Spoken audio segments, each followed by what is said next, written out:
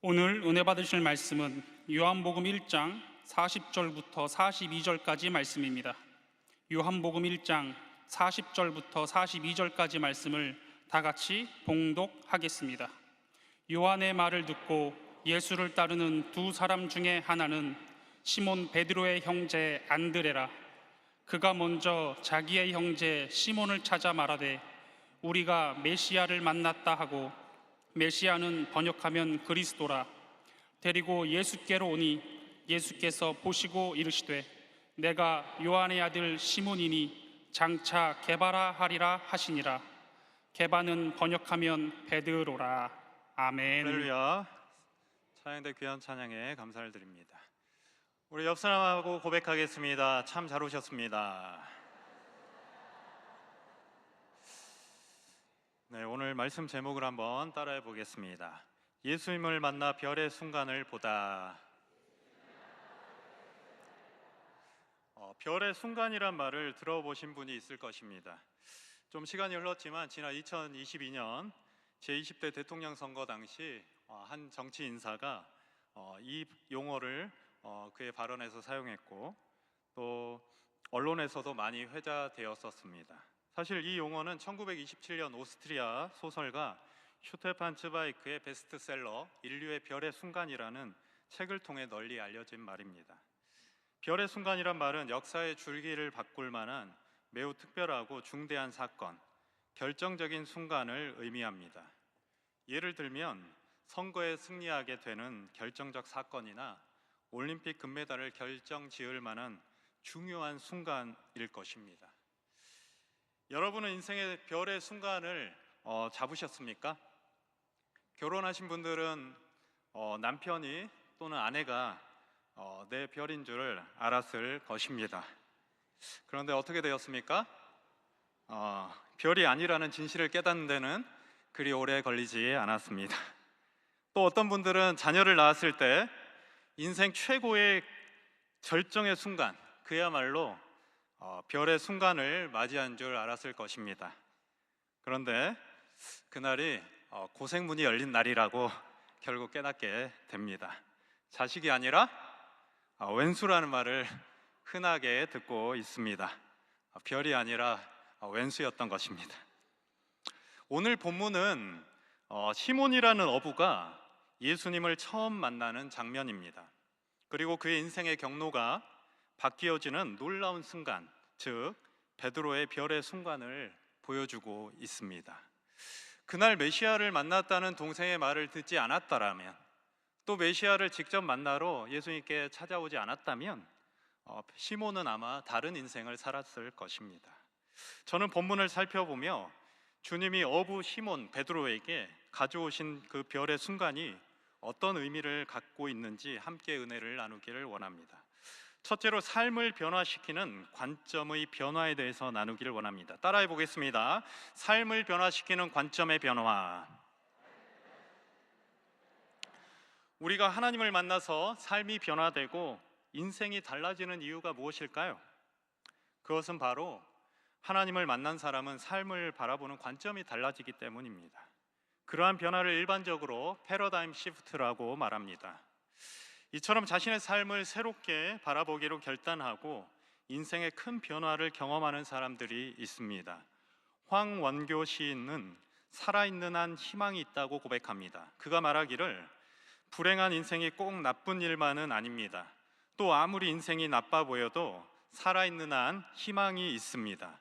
살아야 할 분명한 이유가 있다면 어떠한 고난과 시련도 감내할 수 있습니다. 너무 당연하고 뻔한 말로 들리십니까? 그러면 다음 사진을 한번 보시기 바랍니다. 네, 황원교 시인은 원래 신체 건강했던 청년 시절이 있었습니다. 대학 졸업 후에 ROTC 육군 장교로 임관했고 중위로 전역한 분입니다. 그 후에 서울의 모 대기업에 근무하던 갓 30살 넘은 해 결혼식 일주일을 앞두고 예비 신부와 여동생 내외와 함께 부모님 계신 춘천에 인사드리고 상경하다가 그만 교통사고가 나고 말았습니다. 고속도로 가드레일을 들이받고 튕겨나간 차는 안타깝게도 바위 위로 떨어졌습니다. 예비 신부와 여동생 내외는 천만다행히 타박상 정도로 무사했는데 황원교 시인만 경추 4번, 5번 신경이 끊어졌고 어깨 아래로 모든 감각을 잃어 졸지에 영구 사지마비 판정을 받았습니다. 사고 후 그의 삶은 어떻게 되었을까요? 안타깝게도 결혼이 깨졌고 그의 인생도 그렇게 깨져버렸습니다. 원망과 절망으로 7년 동안 폐인으로 살았다고 합니다. 자기 힘으로 죽을 수도 없는 깜깜한 시절이었습니다.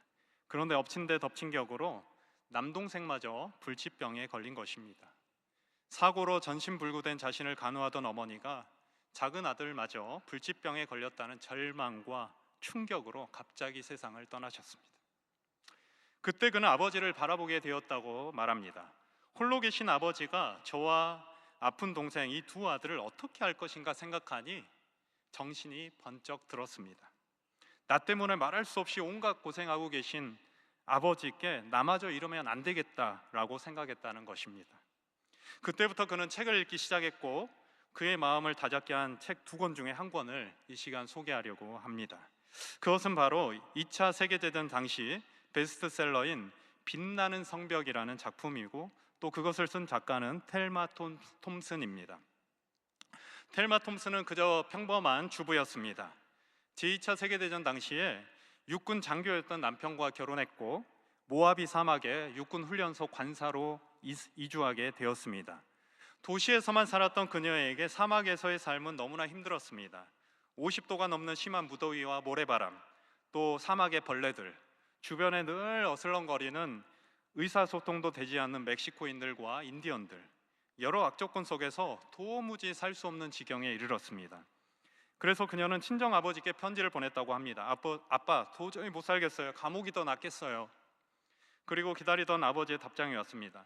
자기를 끔찍히 사랑하는 아버지가 너 얼마나 힘들었냐, 당장 돌아와라. 집에서 지내다가 전쟁 끝나거든 다시 돌아가거라 할 것 같았습니다. 그런데 편지에는 아버지의 필체로 단 2줄의 글이 쓰여져 있었습니다. 조그만 창문이 달린 감옥에 2사람이 있었다. 한 사람은 감옥 안에 먼지와 벌레를 보며 원망과 불평으로 살았고 한 사람은 창살 너머에 별을 바라보며 미래를 꿈꾸며 살았다. 그녀는 큰 충격을 받았습니다.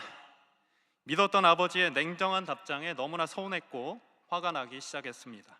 그런데 시간이 지나갈수록 조금씩 변화가 생기기 시작했습니다. 그녀는 고백합니다. 저는 이 문구를 몇 번이고 되풀이해서 읽었습니다.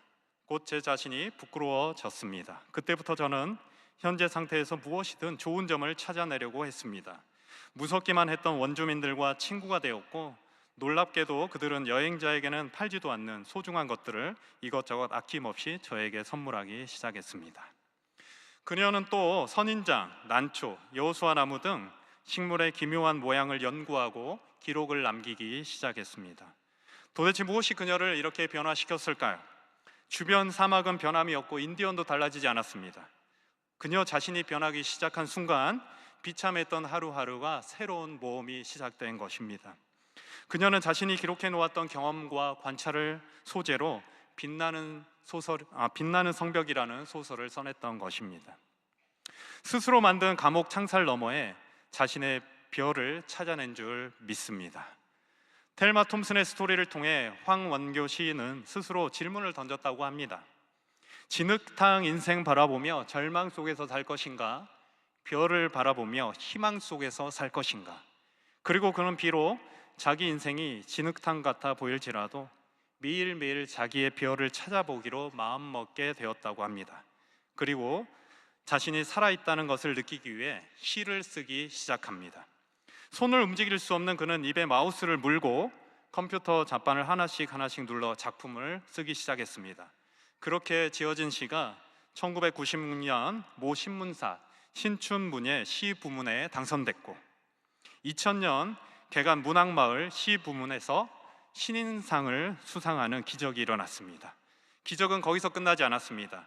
그는 등단하여 시인으로 강연가로 활동을 활발하게 하기 시작했고 또 결혼도 해서 가정을 이루게 되었습니다. 이처럼 세상과 자신을 바라보는 관점이 바뀌는 것은 인생을 통째로 바꿀 수 있는 놀라운 힘이 있습니다. 그런데 어떻게 우리의 관점을 바꾸어 나갈 수 있을까요? 늘 우리의 눈과 마음은 현실에 머물기 쉬운데 어떻게 해야 우리가 좀 더 긍정적으로 감사함으로 바라볼 수 있을까요? 따라하겠습니다. 주님의 관점을 받아들여야 합니다. 둘째로 본문에 나타난 주님의 관점에 대해서 나누기를 원합니다. 오늘 본문 말씀이 보여주는 메시지는 바로 이 관점에 관한 것입니다. 관점이라는 말을 우리가 잘 사용하는 말로 바꾸면 비전입니다. 여기서 두 가지 비전을 발견할 수 있는데, 하나는 사람의 비전이고 나머지 하나는 예수님의 비전입니다. 본문에 따르면 시몬은 동생 안드레가 메시아를 만났다는 말에 반응했고 예수님을 직접 보러 왔습니다. 요한복음 1장 42절에 예수께서 보시고 이르시되 네가 요한의 아들 시몬이니 장차 게바라 하리라 하시니라. 게바는 번역하면 베드로라. 요한의 아들 시몬이라는 설명은 타고난 조건과 환경, 사람의 비전을 보여주는 말입니다. 그는 어부들의 집이라는 뜻의 벳세다라는 동네에 살았습니다. 수많은 어부들이 모여 살던 촌락입니다. 그러니 그의 아버지 요한도 어부였을 것입니다. 어부의 아들 시몬이라는 뜻입니다. 어부 이상의 어떤 존재가 될 거라고 생각할 수 없었던 사람입니다. 심지어 어떤 사람들은 예수님께도 동일한 잣대를 들이댔습니다. 요한복음 6장에 이는 요셉의 아들 예수가 아니냐? 그 부모를 우리가 아는데 자기가 지금 어찌하여 하늘에서 내려왔다 하느냐?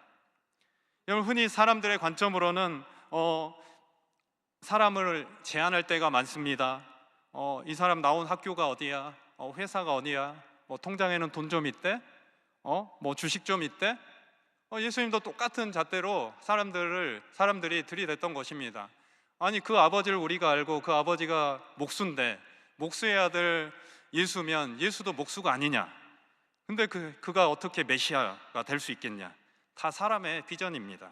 그러나 예수님은 메시아를 직접 보겠다고 찾아온 베드로 안에서 하나님 나라의 놀라운 열망을 알아보신 줄 믿으시길 바랍니다. 너는 어부의 아들 시몬이지만 어부로 살지 말고 하나님 나라의 반석이 되어라. 장차 게바라 하리라. 그날이 베드로 인생의 놀라운 별의 순간이 되었습니다. 사실 예수님은 시몬이 어떤 사람이라는 것을 잘 알고 있었습니다.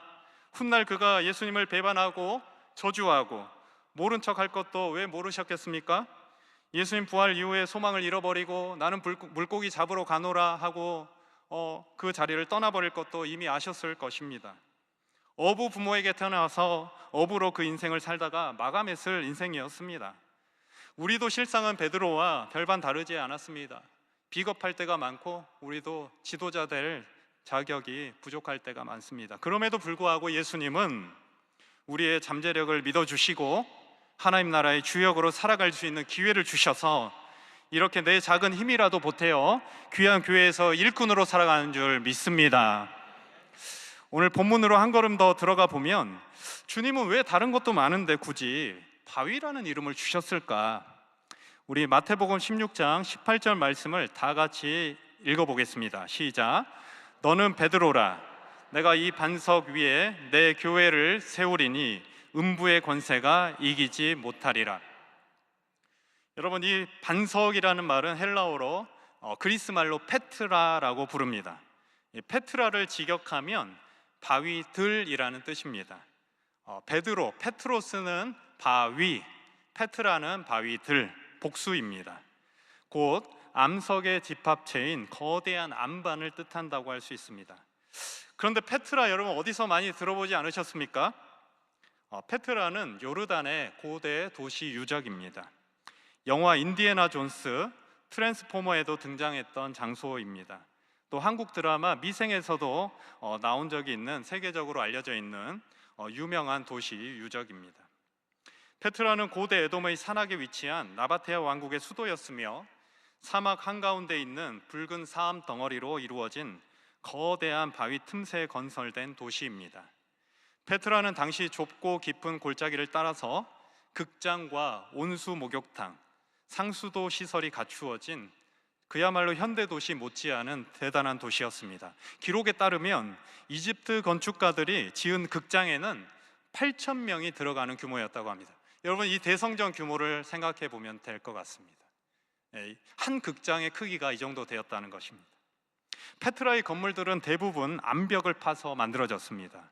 그렇게 유목민들은 거대한 바위를 뚫고 놀라운 도시 문명을 건설하였습니다. 시기상 예수님 활동 당시 이 페트라는 널리 알려진 번성된 도시였다는 점을 주목해 볼 수 있습니다. 당시 페트라는 유럽과 아시아의 관문으로 엄청난 부를 축적했던 무역 도시였습니다. 물론 본문에 주님이 도시 페트라를 암시했다는 직접적인 단서는 없지만 정황상 그럴 가능성이 큽니다. 왜냐하면 그 당시에 페트라라고 하면 누구라도 바로 떠올릴 수 있는 유명한 도시였기 때문입니다. 일종의 언어 유희인데 주님은 보이는 현실의 도시를 통해서 보이지 않는 하나님의 도시를 연상시켜 주신 것입니다. 인간들은 자연 안반의 페트라를 뚫고 인간의 견고한 도시를 세웠습니다. 그러나 주님은 시몬 베드로라는 페트라 위에 교회, 곧 강력한 하나님의 도시, 하나님의 나라를 세울 것이라는 놀라운 비전을 선포하고 있는 줄 믿으시길 바랍니다. 저기 남부 사막의 페트라처럼 너는 하나님의 나라가 세워질 페트라가 될 것이다. 하나님이 너를 하나님의 거룩한 나라의 반석 페트라로 쓸 것이다. 이것이 하나님의 비전이요 베드로 자신의 비전이 된 줄 믿으시기를 바랍니다. 마지막 셋째로 다 같이 고백합니다. 믿음은 하나님의 비전을 받아들이는 것입니다. 네, 맞습니다. 믿음은 주님의 비전을 받아들이는 것입니다. 이 믿음의 눈으로 자기 자신을 바라보아야 합니다. 결국 황원교 시인의 삶도 텔마 톰슨의 삶도 새로운 비전이 생기면 삶이 분명히 바뀌어진다는 것을 보여주고 있습니다. 사람의 비전이 아니라 하나님의 비전만이 우리 삶의 한계를 뛰어넘는 힘이 있는 줄 믿으시길 바랍니다. 내가 다시 일어날 수 있을까? 오늘 마음에 우울함과 절망이 가득하고 힘이 하나도 없는데 또 내 마음에 외로움이 가득한데 다시 좋아질 수 있을까? 우리 옆 사람한테 고백하십시오. 회복할 수 있습니다. 사람의 관점으로는 계속해서 절망하고 불가능해 보이기까지 할지라도 그것은 어디까지나 사람의 생각입니다. 그러나 하나님의 생각은 다릅니다. 하나님의 생각은 생명과 평안인 줄 믿습니다. 하나님의 비전으로 자신을 바라보게 되시길 주의 이름으로 축원합니다. 또 하나님의 비전으로 가족들을 바라보아야 할 줄 믿습니다. 현재 모습으로 결정짓지 마십시오. 하나님의 계획하심을 믿고 예수님의 비전을 바라볼 때 우리 가족들 안에 남편 속에, 아내 속에, 또 우리 자녀들 속에 하나님의 비전이 들어가고 하나님의 주신 그 안에 존재하는 잠재력과 가능성이 살아날 줄 믿습니다. 빌립보서 1장 6절 말씀에 너희 안에서 착한 일을 시작하신 이가 그리스도 예수의 날까지 이루실 줄을 우리는 확신하노라. 이 말씀은 하나님께서 그 비전을 이루시겠다는 약속입니다. 여러분, 우리의 지나온 삶을 한번 돌아보십시오.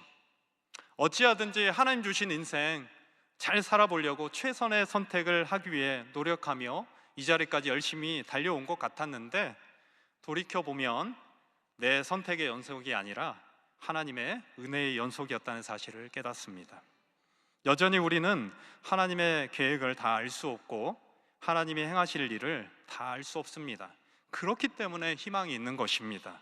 우리 삶에, 내 가정에, 내 교구와 공동체에 하나님이 어떤 놀라운 일을 행하실지 우리가 다 알지 못하기 때문에 하나님의 비전을 붙들고 믿음으로 바라보며 나아갈 때 하나님께서 놀라운 일을 행해 주시고 이루어 주실 줄 믿습니다.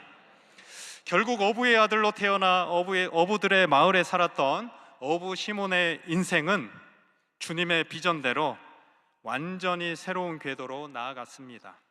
여러 가지 실수도 있고 또 주님을 배반도 하고 낙심한 채 고향으로 돌아간 적도 있지만 결국엔 예수님의 비전대로 베드로는 성령의 사람이 되어서 성령의 이끄심을 따라 교회를 수호하고 순교하기까지 주님 나라를 위한 견고한 반석이 된 줄 믿습니다. 앞에서 소개한 텔마 톰슨의 간증으로 설교를 마무리하려고 합니다. 출판 기념회에서 그녀는 다음과 같이 말했다고 합니다. 사막에서 생활하는 동안에 너는 불행하다. 너는 외톨이다. 너에게는 희망이 없다. 라고 말하는 마귀의 소리가 들렸습니다. 그리고 동시에 너는 행복한 사람이다. 이곳으로 너를 인도한 자는 바로 나 하나님이다. 이곳에서 너는 새로운 꿈을 꾸어라. 라고 말씀하시는 하나님의 음성도 들었습니다. 저는 마귀의 소리에 귀를 막고 하나님의 소리를 들으면서 오늘의 영광을 얻게 되었습니다. 이것이 우리 매일매일 순간순간 경험하는 일들입니다. 하나님은 끊임없이 우리에게 하나님의 비전을 심어주시지만 마귀도 동시에 우리를 어찌하든지 끌어내려서 하나님의 비전에서 멀어지게 하려고 한다는 사실을 깨달으시길 바랍니다. 2024년도 어느새 2달여밖에 남지 않았습니다. 연초의 계획과 다르게 감옥처럼 척박하고 사막같이 견디기 어려운 환경과 조건에 매여 있다고 느끼시는 분이 계십니까? 아니면 가정이 감옥이고 생업이 사막이라고 여기는 분이 계십니까? 지금 그곳이 하나님이 새로운 꿈을 가지라고 초대한 자리인 줄 믿으시길 바랍니다. 지금 어려워도 깜깜해도 땅바닥 쳐다보지 말고 하늘에 떠있는, 어김없이 떠있는 별을 보시는 시간인 줄 믿습니다. 별을 바라보십시오. 그 자리에서 새로운 꿈을 꾸십시오. 하나님의 비전을 가지십시오. 그 비전이 결국에 인생을 바꾸어 놓을 줄 믿습니다. 가정과 공동체도 바꾸어 놓을 줄 믿습니다. 매일 들려오는 마귀의 소리에는 귀를 막으십시오. 하나님이 들려주시는 믿음의 비전, 긍정의 비전, 감사의 비전을 가지고 매일 성령의 소리를 따라 살아가는 저와 여러분 되시기를 주의 이름으로 축원합니다. 그리하여 사람을 일으켜 놀랍게 사용하시려는 하나님의 비전에 붙들려 생각지도 못한 하나님의 놀라운 역사를 체험하는 저와 여러분의 삶이 되시길 주의 이름으로 축원합니다. 축원합니다. 축원합니다. 우리 기도하겠습니다. 좋으신 하나님 감사합니다. 하나님 주일 저녁 예배로 우리를 부르셔서 다시 한번 우리를 깨닫게 하시고 영적으로 깨워주심을 감사합니다. 인간적인 조건과 환경이 전부인 것처럼 원수 마귀는 우리를 속이려고 하지만 우리는 속지 않습니다. 오늘 말씀을 붙들고 기도할 때 모든 환경과 조건을 뛰어넘는 하나님의 놀라운 계획하심이 있음을 믿고 하나님 나라의 비전을 가지고 나아가는 우리 모두가 되게 하여 주시옵소서. 감사하고 예수님의 이름으로 기도합니다. 아멘. 이 시간 아픈 몸에 손을 얹으시길 바랍니다. 믿음으로 우리 자녀를 생각하면서 자녀를 향해서 손을 뻗고 기도하시겠습니다. 또 마음의 소원을 가지고 오신 분은 가슴에 손을 얹고 기도하겠습니다. 사랑과 은혜가 풍성하신 하나님 아버지, 하나님의 그 놀라운 계획하심과 하나님의 선한 뜻을 믿습니다. 지금 우리 성도들이, 하나님의 백성들이 처해 있는 환경과 또 그 자리가 사막같이 느껴지고 또 감옥처럼 갇힌 것처럼, 고립된 것처럼 느끼는 그 마음 왜 하나님이 모르시겠습니까?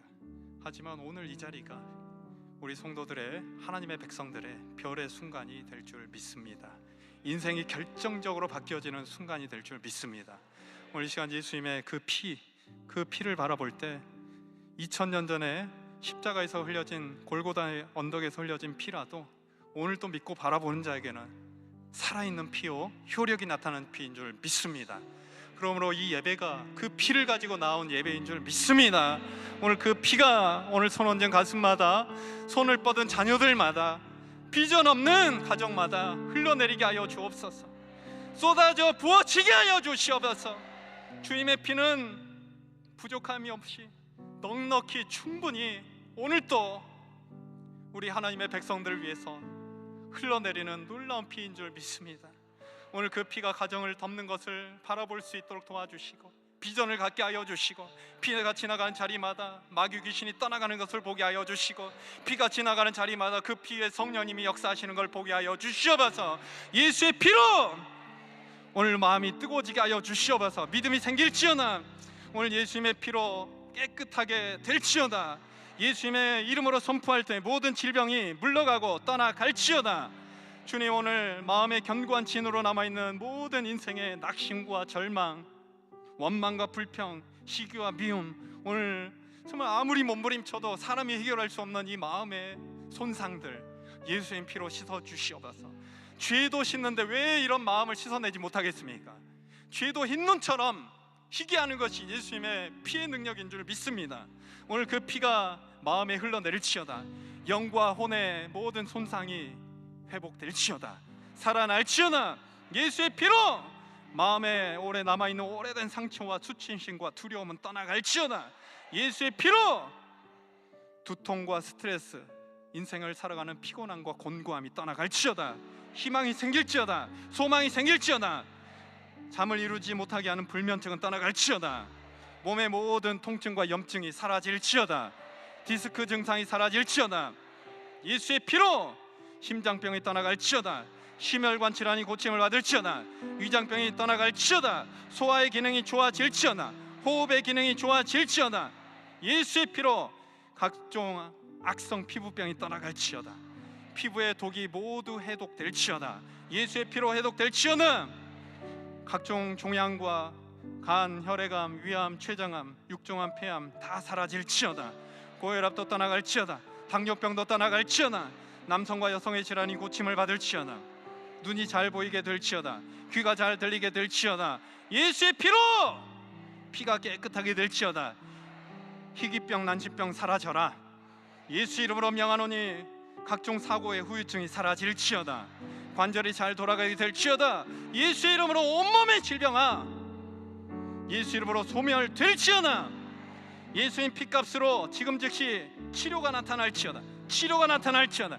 예수 이름으로 명하노니 가정의 불화가 사라질지어다. 가정의 문제가 떠나갈지어다. 물질의 문제가 떠나갈지어다. 우리 자녀들 학업의 문제가 열릴지어다. 취업의 문이 열릴지어다.